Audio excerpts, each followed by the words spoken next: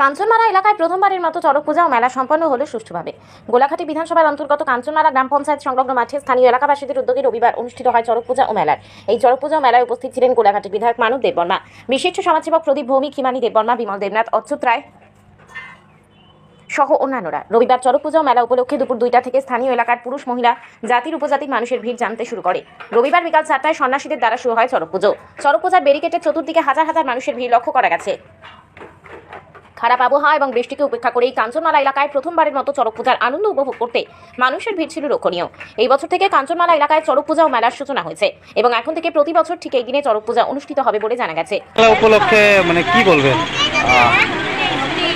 আজকে আমাদের এই কাঞ্চনমালা গ্রাম পঞ্চায়েত অফিসের মাঠের প্রাঙ্গণে একটা চড়ক পূজা উপলক্ষে একটা মেলা হয়। এই চড়ক পূজা এই প্রথম এই এলাকায়, শুধু কাঞ্চনমালা নয়, এই এলাকায় প্রথম আমি বলতে পারি।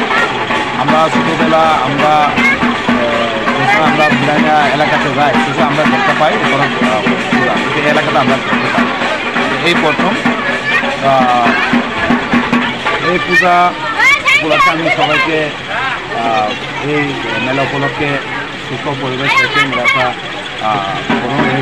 আহ্বান রাখবো। আর আহ্বান রাখবো